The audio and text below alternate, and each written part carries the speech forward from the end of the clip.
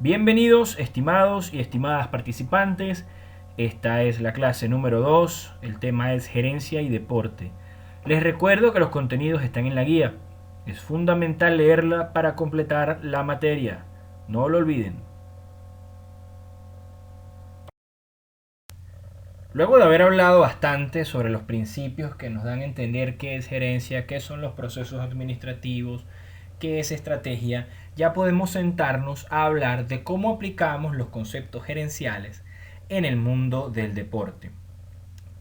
Tal como entendimos en la clase pasada, toda empresa tiene un fin de negocios y hoy por hoy las entidades deportivas más exitosas se agrupan como empresa, dependiendo en la forma en la que se encuentren organizadas de forma mercantil.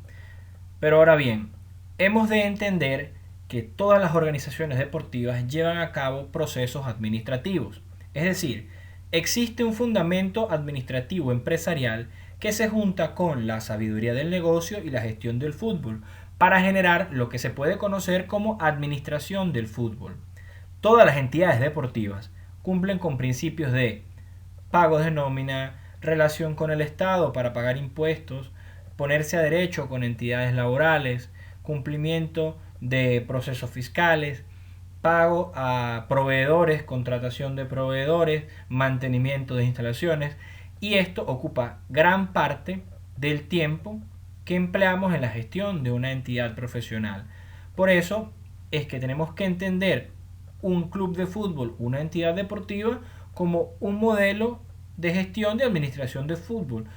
Una empresa que entiende que dentro de su teoría de negocios puede trabajar de la mano del deporte y que el deporte forma parte de su estructura, repartiéndonos entre lo que es el fundamento administrativo empresarial y la sabiduría del negocio para poder gestionar correctamente el fútbol.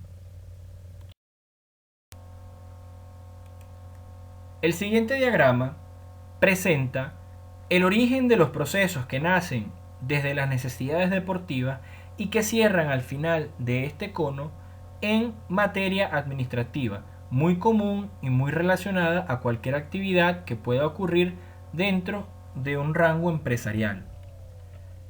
Entendamos los costados de este cono como la base fundacional de la personalidad y de la idea que tenemos de una organización. Son elementos de control que están pautados por los líderes de la organización y que tienen como fin establecer límites. Lo que encontramos adentro es el rastro de los procesos iniciales y cómo terminan al final del cono. Tenemos como ejemplo el siguiente. Desde la dirección deportiva o técnica, el entrenador solicita el fichaje de un jugador. Cuando esto ocurre, nos encontramos con la barrera de la planificación deportiva de la organización. Este jugador tiene o no tiene que ver con nuestra planificación deportiva. Posteriormente, damos con la contratación y activamos un proceso legal dentro de la organización, la realización de sus contratos y la revisión de todos sus documentos, que está ligado al control financiero de la organización. Podemos hacer un contrato por este monto, podemos pagarlo, estamos en estas condiciones. Esto se va a mezclar con el pago de una nómina, es decir, se relaciona con el control legal que tenemos que tener con todos nuestros empleados, a quienes por contrato debemos pagar. Pero la contratación también genera otro tipo de actividades, que puede ser el alquiler de un apartamento, para que el jugador y su familia y su núcleo familiar puedan vivir con nosotros. Posteriormente entenderemos que el alquiler de un apartamento tiene relación con el control y el mantenimiento de las estructuras que están relacionadas con el club. Su contratación también tendrá que ver con el personal administrativo que la realice, puesto que una organización deportiva posee personal deportivo y personal administrativo, lo que tiene relación con el control de personal. Volviendo al inicio, digamos que la dirección deportiva de una organización planifica un entrenamiento. Los entrenamientos requieren mantenimiento de canchas. Es decir, encontramos una vez más relación con el control y mantenimiento de las estructuras. También podríamos necesitar organizar partidos y vamos a activar el sistema de boletería.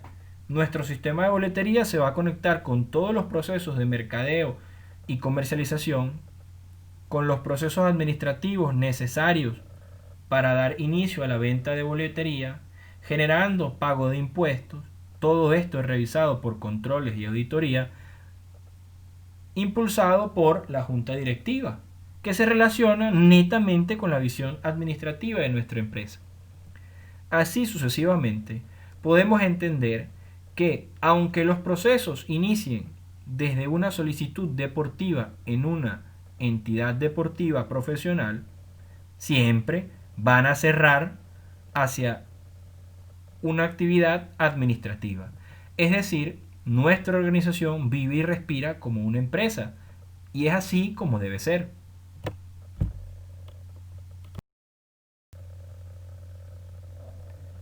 Este es otro ejemplo de la forma en la que los procesos iniciados por temas deportivos terminan derivando en procesos administrativos. Es un ejemplo más sencillo que el diagrama presentado en la diapositiva anterior, pero básicamente busca lo mismo. Digamos que tenemos que organizar partidos, entonces tenemos que hacer mantenimiento de cancha, por ende tenemos que cumplir con normas y procedimientos que las asociaciones nos envían para poder mantener la cancha en óptimas condiciones. Para ello necesitamos personal que esté capacitado y que sea debidamente gerenciado. También tenemos que ocuparnos de la boletería, es decir, tenemos que cumplir con todos los procedimientos fiscales y administrativos que implica vender boletería para un partido. Para todo ello emplearemos a nuestro equipo de mercadeo y comercialización, porque necesitamos que la gente asista al partido. Es decir, tenemos que involucrar a nuestros sponsors, tenemos que involucrar a nuestros asociados, tenemos que invitar al fanático dándole normas y tenemos que tener una planificación de cómo venderemos los espacios comerciales en el estadio y cómo venderemos los boletos. Todo esto se desenvuelve en un proceso administrativo. Todo esto implica que una vez vendidos los boletos tenemos que pagar impuestos, lo que a su vez tiene que ser revisado por un procedimiento de auditoría y todo se relaciona con los objetivos de la junta directiva. Para que todos estos procesos se den, tenemos que tener una entidad ordenada. Por ello es fundamental desmontar el mito que existe sobre la gerencia de entidades deportivas. El mito es que los equipos de fútbol son totalmente diferentes empresas. Pues ese mito ya tiene que morir. Tiene que morir porque las entidades profesionales necesitan una visión empresarial y una mentalidad de equipo ganador. Así se construye nuestra sabiduría del negocio. Tenemos que tener mentalidad de empresa. Atrás tiene que quedar el mito de que los equipos de fútbol son solamente equipos de fútbol. En este punto viene a ser de suma importancia aclarar qué son las entidades deportivas y su relación con la gerencia. Entidades deportivas son aquellas que tienen amplia incidencia en una o más disciplinas, ya que en mayor o menor dimensión dedican su estructura a las labores inherentes al deporte, bien sea como unidad de competencia, es decir, dedicadas a participar en torneos organizados, o a congregar otras entidades para organizarles y darle forma como si fuese un gremio. Las entidades deportivas se pueden dividir de la siguiente manera. Tenemos entidades profesionales que todos los miembros que participan de esta, realizan una labor profesional, es decir, es su trabajo. Por ende, perciben una contraprestación que es igual o superior a un sueldo mínimo en los diferentes países, dependiendo de la legislación laboral que exista. Para ellos es fundamental que exista rédito para poder mantenerse, o por lo menos buscan generar superávit para poder financiar sus operaciones o para repartir dividendos. Las entidades profesionales tienen una visión de empresa muy relacionada a la actividad del mercadeo y a la generación de recursos para su propia operatividad. Tenemos entidades aficionadas, cuyo fin es meramente grupal, competir en torneos que sean organizados por las asociaciones miembros de cada país o por los entes autorizados para tal o por los entes locales de sus estados. son deportistas que no siempre perciben un beneficio que supere un salario mínimo o al menos lo iguale, pero usualmente poseen cubiertas sus necesidades para poder competir. El deporte aficionado es fundamental para que exista el deporte profesional. La única diferencia, la más importante de todas, es la cantidad de beneficios percibidos y su valoración como un trabajo, como una visión profesional o como una práctica deportiva que se hace por ánimo lúdico o por el simple hecho de que existe un ánimo de competencia. Vienen a ser básicamente las dos visiones de una entidad deportiva. Sin embargo, existen entidades complejas. Las entidades complejas son aquellas que agrupan dos equipos de trabajo que pueden ser profesionales o aficionados. Un ejemplo de esto son los clubes profesionales, quienes por norma de FIFA, de la Conmebol y de las asociaciones de cada país tienen la obligación de tener equipos profesionales y equipos formativos que se agrupan en el área aficionada. Es decir, son equipos que están siendo desarrollados como un semillero. A futuro, los aficionados podrán pasar a ser profesionales. Sin embargo, los equipos profesionales requieren tener dentro de su estructura unidades aficionadas que a futuro puedan fondear la base de talento para los equipos principales de cada organización. Aquí tenemos un ejemplo de diversas entidades del deporte alrededor del mundo. Podemos ver clubes profesionales de fútbol, de baloncesto y de béisbol. También tenemos equipos de ciclismo, todos ellos equipos profesionales, con una visión de empresa, con una necesidad de generar rédito, con una obligación de pagar salarios, de invertir en sus atletas, con una visión más de mercadeo, con unas ganas de gastar para poder competir mejor y también para poder generar rédito a través de las inversiones que puedan hacer. También tenemos el ejemplo de entidades deportivas aficionadas o amateurs. Entendamos el amateurismo como aquella actividad que se realiza por ánimo lúdico o por gusto, por necesidad de practicar deporte de forma organizada. Un ejemplo es los equipos de fútbol comunitario que tienen fines formativos, que se hacen para generar una buena actividad para los menores de edad, aquellas academias de formación deportiva, los equipos infantiles de béisbol, los equipos másters de baloncesto que existen en muchísimas comunidades, o organizaciones de ciclistas de ruta. Así sucesivamente podemos encontrar muchísimos ejemplos de entidades deportivas que sean aficionadas. En caso del fútbol, el reglamento sobre el estatuto y transferencia de jugadores establece que si un jugador percibe más de lo que le cuesta a la entidad deportiva a la cual pertenece su práctica y su participación, entonces se considera profesional. Además, si ese jugador posee contrato con condición profesional y percibe un ingreso igual o superior a un salario mínimo en determinado país, o que cumpla con las normas de registro y fichaje de una asociación miembro, se considerará profesional. En caso de que el jugador no perciba emolumentos o si percibe beneficios que no superan lo que le cuesta al club su participación o su entrenamiento, se considerará aficionado.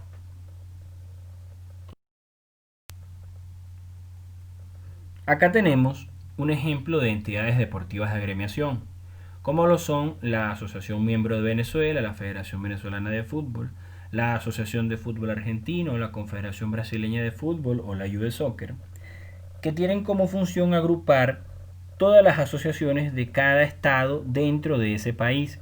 Recordemos que las asociaciones son los entes rectores por determinación geográfica. Ellos se encargan de regular la actividad del fútbol, partiendo de las normas de FIFA. FIFA es una entidad deportiva supranacional, porque si bien tiene base en un país, regula las actividades deportivas de todos los países, es decir, legisla para todos aquellos países que sean miembros de la FIFA. Allí está el ejemplo, la Federación Internacional de Fútbol Asociación. También ocurre lo mismo con la Federación Internacional de Automovilismo o la Confederación Suramericana de Fútbol, que aplica sus criterios y sus normas en Suramérica. Acá vamos a aclarar las siguientes excepciones, que parte de lo que explicamos sobre las entidades complejas. Un equipo profesional puede poseer equipos aficionados. De hecho, todo equipo profesional de fútbol está en la obligación de poseer equipos aficionados o formativos, tanto masculinos como femeninos. Existen ligas de equipos aficionados que generan rentabilidad o permiten el surgimiento de negocios. Ligas bien organizadas pueden permitir el surgimiento de actividades comerciales que beneficien a sus miembros. Todas las entidades deportivas se asocian en la forma en la que el derecho mercantil de su jurisdicción les permite. Por ende, pueden ser asociaciones civiles, sociedades sin fines de lucro, compañías anónimas, sociedades anónimas deportivas o clubes de fútbol. Cuando hablamos de visión empresarial, hablamos de su forma de trabajar, la visión, la forma en la que ellos ejecutan sus acciones, no necesariamente en la forma mercantil en la que han decidido conformarse.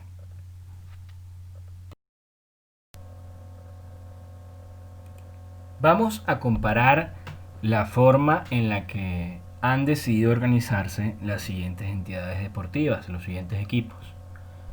Así podremos comparar también su visión de negocios, es decir, su teoría del negocio. Por un lado tenemos al Borussia Dortmund de Alemania, al Ajax de Ámsterdam y al Porto de Portugal. Estos son equipos que cotizan en bolsa, poseen estructuras de negocio diseñadas para entregar rentabilidad sin dejar a un lado la competencia. Poseen socios y reparten dividendos a estos. Apoyan su estructura en una gran tradición de competencia. Suelen desprenderse de sus principales jugadores, que son sus activos intangibles, para generar ganancia que será invertida en el mismo equipo. Los objetivos económicos condicionan los objetivos deportivos. La particularidad de estos tres equipos, al cotizar en bolsa, es que tienen una necesidad de repartir dividendos. Sin embargo, son equipos tan fuertes que no tienen la necesidad de renunciar a la competencia. Son equipos que en sus ligas locales siempre están buscando quedar campeón, porque saben que el fin de quedar campeón es que van a poder aumentar el rédito que generan. Posteriormente tenemos a el Real Madrid, el Barcelona y Boca Juniors. Estos no cotizan en bolsa, son propiedad de socios, por ende no hay acciones. Su interés principal es la consecución de campeonatos. Hacen fuertes inversiones en jugadores. Para estos equipos lo que es rentable es ganar a toda costa. Si bien ganan muchísimo dinero, todo se reinvierte en el mismo fin de competencia en mayor o menor medida. La solidez económica les permite gastar más. Por ello, los objetivos deportivos siempre condicionan los objetivos económicos. Estos equipos son clubes de socios. Por eso no hay acciones, porque no son compañías, son socios. Los socios pagan una cuota de socio para ser parte del club, y lo que quieren los socios es títulos, campeonatos, trascendencia deportiva.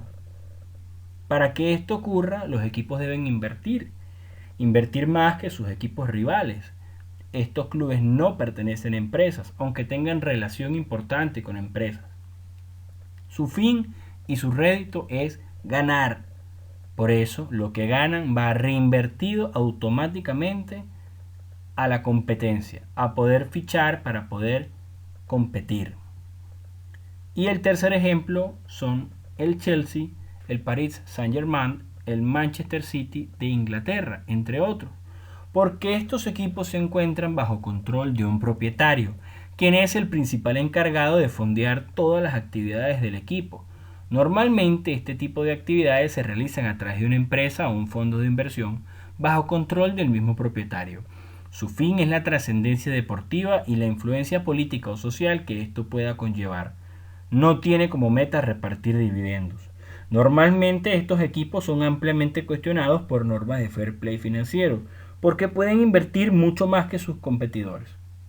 Los objetivos deportivos prevalecen sobre los objetivos económicos.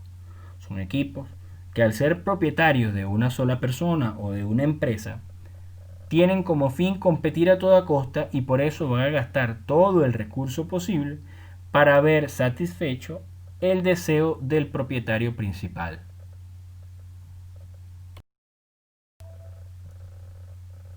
Sobre la administración de entidades deportivas, en el caso de los clubes de fútbol, señala Rubén Acosta en su libro Gestión y Administración de Organizaciones Deportivas lo siguiente. En nuestros días, la organización, la administración y la gestión constituyen las fuerzas impulsoras más fiables de las organizaciones deportivas de un país. De hecho, el buen funcionamiento de estos tres elementos es esencial para que cualquier asociación deportiva, club, liga, organizador de eventos y organización deportiva en general alcance el más alto nivel de eficiencia y resuelvan de manera eficaz los problemas que puedan surgir. Los conceptos de organización, administración y gestión pudimos observarlos la clase pasada. Sin embargo, encontramos dos palabras que tenemos evidentemente que estudiar para aprender más de ellas. Eficiencia y eficacia. ¿Qué son? Vamos a indagar sobre estas palabras. Por eficiencia, entendemos la relación positiva entre los recursos utilizados y los logros o metas alcanzadas. Se entiende por gerencia eficiente aquella que utiliza menos recursos para lograr un mismo objetivo, o bien cuando se logran más objetivos utilizando menos recursos. Acá un ejemplo. Imaginemos que en una temporada de fútbol un equipo profesional necesita 3 jugadores juveniles mínimo y para esto define un presupuesto que será invertido en sus categorías formativas. Lo usual es que alcance la meta de promover los 3 jugadores juveniles al equipo de primera división utilizando el 100% de los recursos dispuestos. Pero producto de un nuevo sistema de trabajo, la temporada siguiente se logró subir hasta 5 jugadores juveniles al equipo de primera división, dándole más opciones al entrenador y mayor profundidad al plantel, empleando los mismos recursos o incluso menos. Este proceso sería un aumento en la eficiencia de las labores que lleva a cabo el fútbol formativo. Por eficacia, entendemos la relación que existe directamente con el alcance de la meta propuesta, siempre y cuando esta meta tenga que ver solamente con la consecución de un objetivo, es decir, el propósito es el fin fundamental de la acción y no atañe la forma en la que éste se alcance. Otro ejemplo, imaginemos que un equipo debe optimizar su campo de juego para el desarrollo de una copa internacional. Esto deberá hacerlo exactamente en un mes, pues en caso contrario no podrá competir y será sancionado. Para ello, se han dispuesto una serie de recursos que servirán para cumplir el objetivo. Transcurrido el mes, se logra la puesta a punto en el tiempo pautado y la cancha está apta para el torneo. Sin embargo, los recursos fueron sobregirados y se empleó el doble de lo planificado. Si bien se cumplió el objetivo de entregar la reparación a tiempo, los recursos no fueron empleados como fue dispuesto. Las diferencias son las siguientes. La eficacia se distingue de la eficiencia porque esta última implica la realización de objetivos planteados, haciendo el mejor uso posible de los recursos dispuestos. Por ende, se puede ser eficaz sin ser eficiente, y ello no implica que exista un beneficio total con la consecución de un objetivo. Y con respecto a la visión gerencial de los clubes profesionales, los invito a estudiar el caso de Eibar, el conocido milagro de Eibar. Como sabrán, Eibar es una ciudad de País Vasco. Posee un equipo que juega en España. Forma parte por segunda vez de la lista Fortune 1000, es decir, de la lista Fortune 1000 de las empresas pequeñas de mayor crecimiento del mundo. Este equipo, de una ciudad de 25.000 personas apenas, comenzó un liderazgo fundamental dentro de la visión gerencial que se busca en las entidades deportivas que cuidan su capital, de la mano del doctor Aleix Aranzábal, especialista en economía. Incluso fue estudiado por el Instituto de Estudios Económicos en España, el ISDE. Y quiero que comparen este caso con el Barcelona, el Real Madrid y el Manchester United. La encuestadora Deloitte, la firma Deloitte, que es una firma de desarrollo financiero y de consultoría financiera, produce cada año la llamada Football Money League. Este pequeño pedacito que encontramos acá es el resumen de la Football Money League que salió a principios del año 2020 sobre la temporada 2019. En ella se habla que el Barcelona quedó líder de la Football Money League porque había tenido ganancias de 840 millones de euros.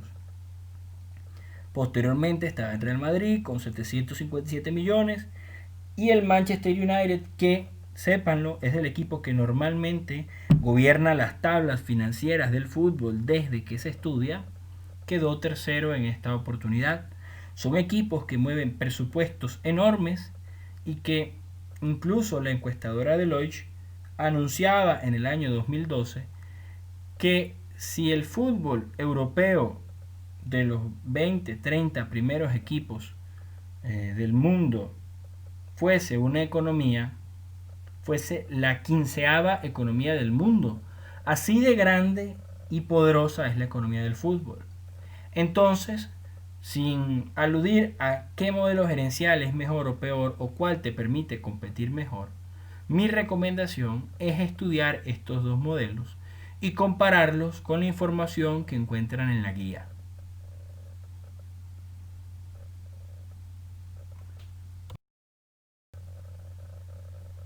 Ordenar también es competir. Y competir no solamente pasa en la cancha. Un equipo que sea ordenado desde el punto de vista administrativo muy seguramente va a poder competir mucho mejor en el ámbito deportivo. Pero como hemos venido hablando de que las organizaciones deportivas, en caso de los equipos de fútbol, tienen que tener una visión empresarial, tenemos que tocar el tema de la construcción de un presupuesto. Como nada en el mundo es gratis, todo en la vida es un intercambio y necesitamos recursos para poder operar y existir como organización, es de suma importancia que nuestro equipo construya un presupuesto. El presupuesto nos va a decir qué podemos gastar, cómo podemos gastar, cuánto podemos gastar y de qué forma tenemos que mejorar para poder producir más rentabilidad. Con esa rentabilidad vamos a poder construir un mejor presupuesto. Es decir, que podremos invertir mejor. Para construir un presupuesto necesitamos conocer la sabiduría del negocio, también llamada know-how.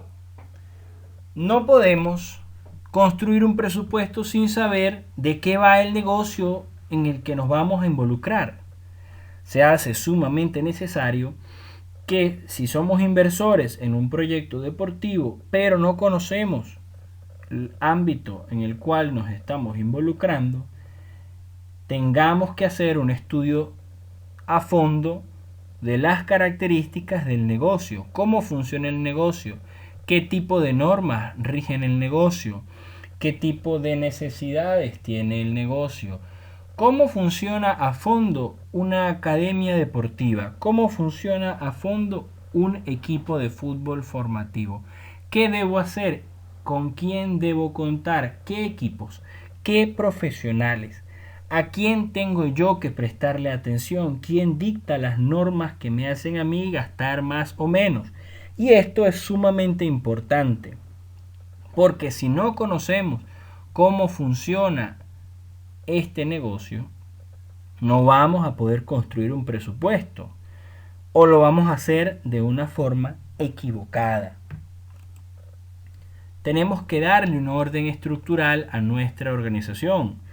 Los equipos de fútbol tienen básicamente dos tipos de colaboradores o empleados.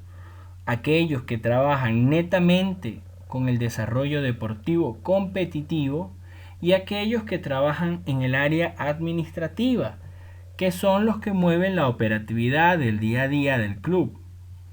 No quiere decir que estos sean dos parcelas.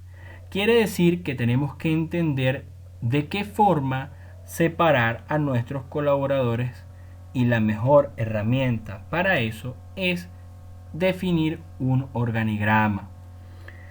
Un organigrama permite saber qué función corresponde a cada quien. Un organigrama permite definir un sistema jerárquico. Un organigrama es una guía en la oscuridad en momentos en los que no sepamos a quién debemos escuchar. Todos estos elementos debemos conocerlos para poder definir un presupuesto. Porque en una organización como la deportiva todo cuesta. Cada cosa va a generar un gasto. Entonces es necesario saber de qué forma nos vamos a organizar, con quién vamos a contar y quiénes van a ser autoridades dentro de la organización. Estos pasos son necesarios para colocar nuestro equipo en un espacio de élite. Porque si nosotros somos más ordenados que el rival, no solamente en la cancha, sino también en nuestra estructura, probablemente ya vayamos ganando 1-0.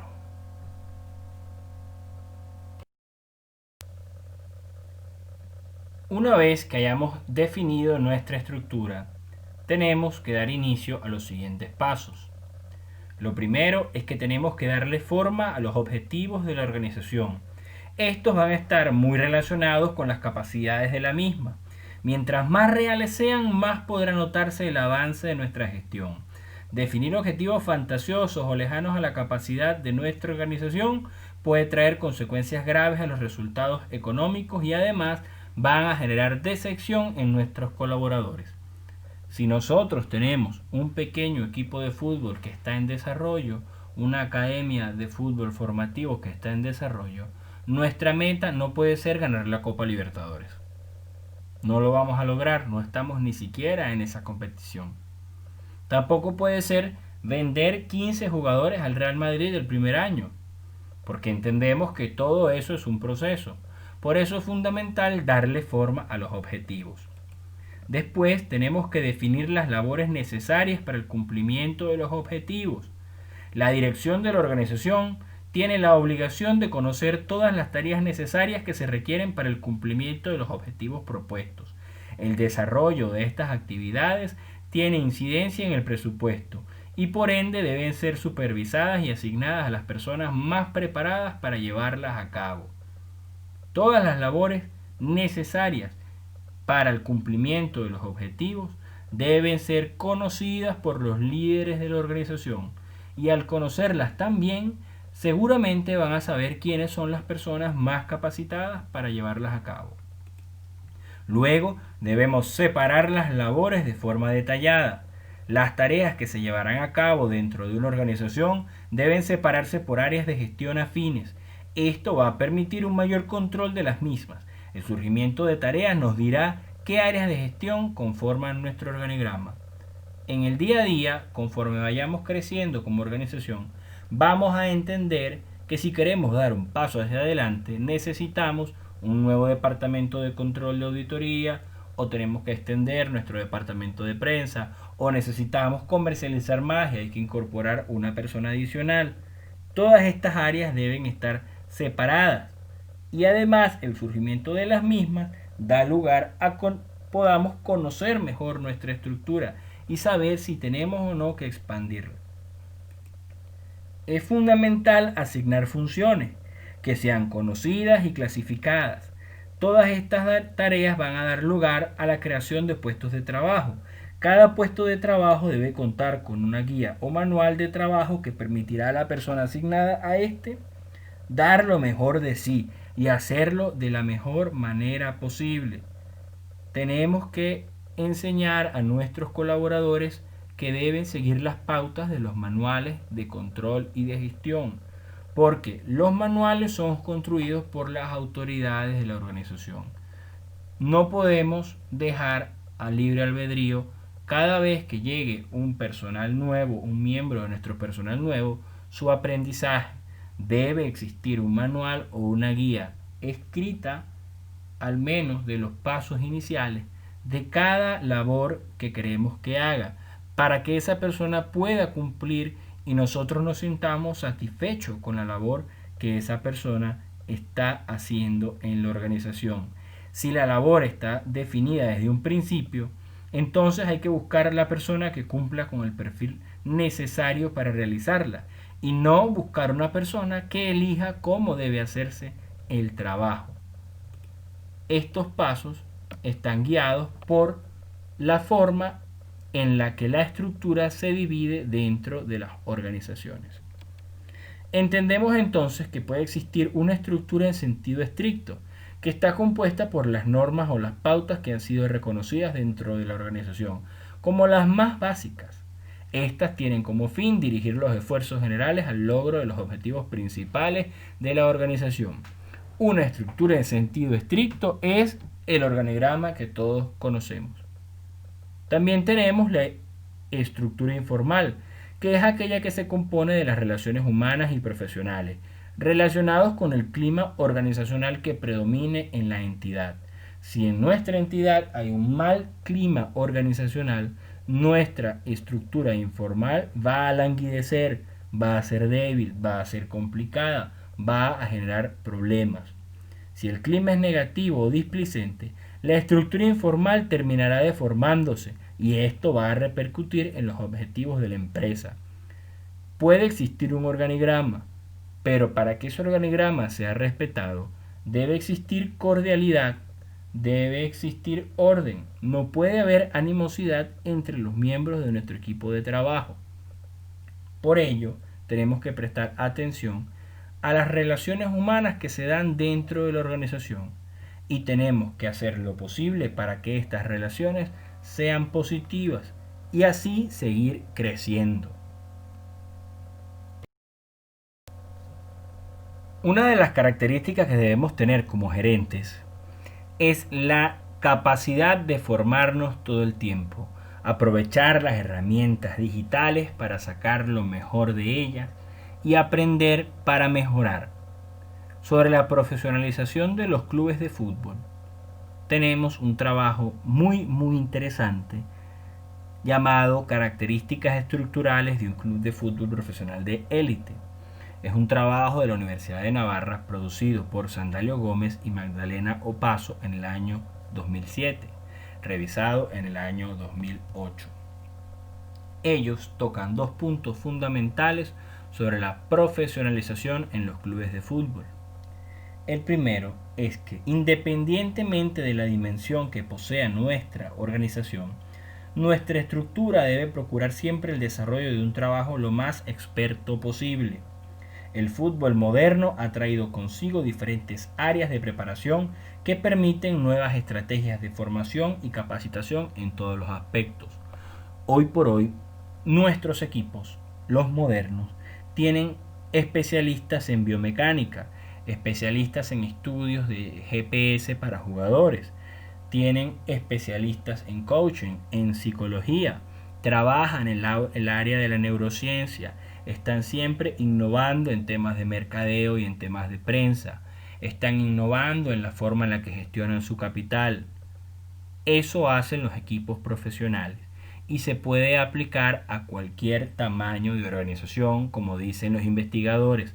Si nuestra academia es una academia en crecimiento, es pequeña, eso no quita que nosotros podamos ofrecer un servicio experto.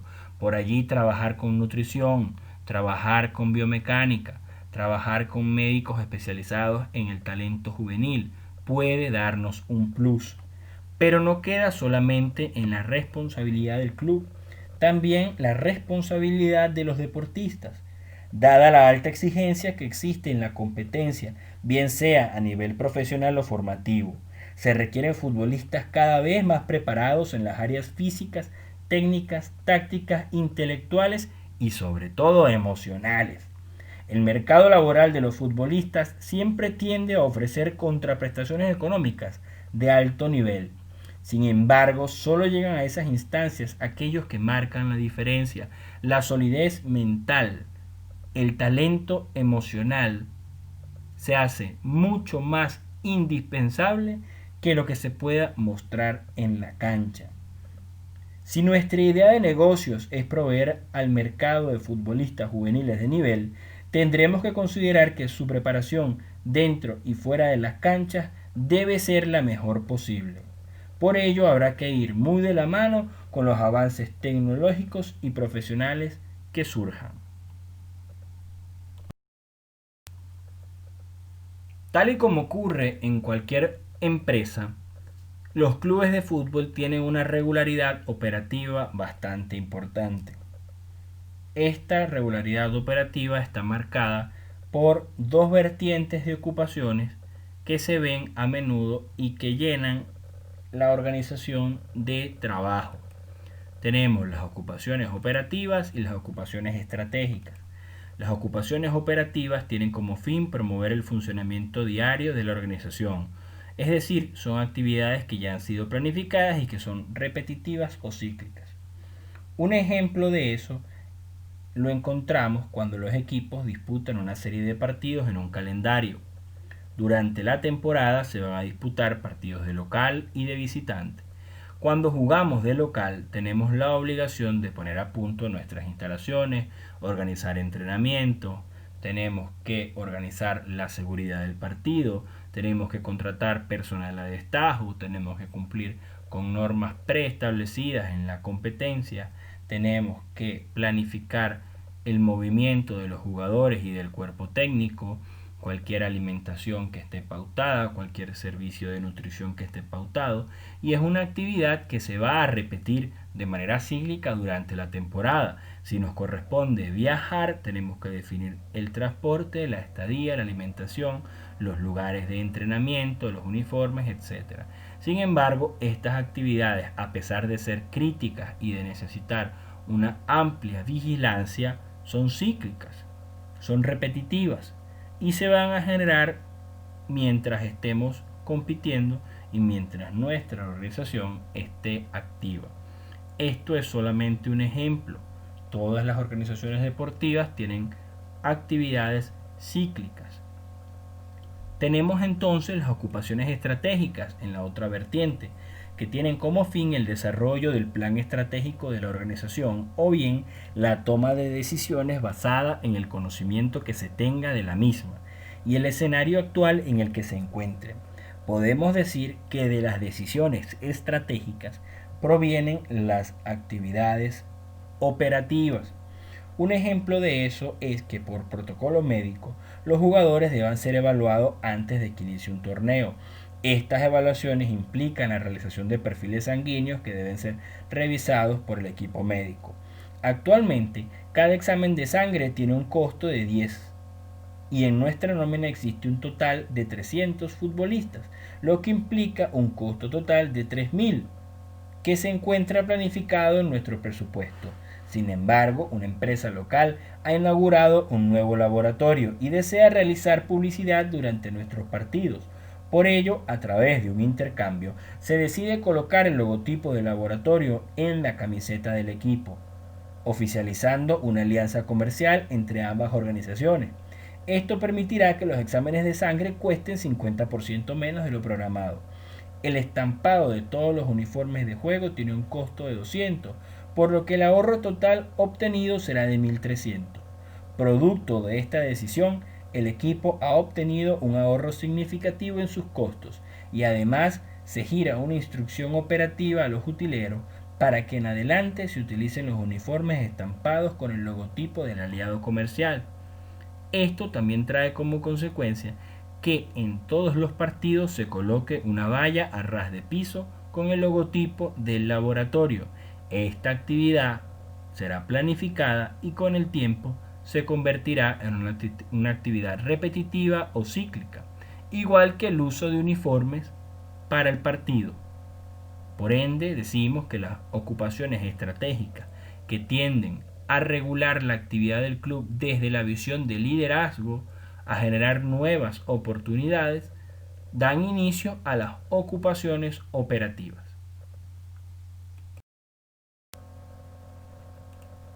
Para finalizar, quiero compartir con ustedes este pequeño diagrama, un poco enredado, pero muy cierto, de los procesos operativos que se viven en el día a día en un club profesional. Dense cuenta de la cantidad de cosas que se hacen en el día a día. Por eso necesitamos tener un organigrama, por eso necesitamos definir bien las actividades que hacen nuestros colaboradores y por eso necesitamos tener una estructura jerárquica que supervise todas y cada una de estas actividades, desde las relaciones públicas, los procesos administrativos internos de nómina, finanzas, operatividad, desde el área de deporte profesional aficionado, nuestra relación con la gobernanza local, nuestros procesos de comunicación e información o logísticos, nuestra relación con entidades como asociaciones, ministerios y federaciones, y el control del personal administrativo y deportivo y su supervisión, entre otras cosas. Realizar toda esta actividad amerita un control y una planificación sumamente importante. Por ello, los invito a indagar un poco más sobre cómo es el día a día en una entidad profesional de primer nivel. Así, hemos llegado al fin de la unidad 2.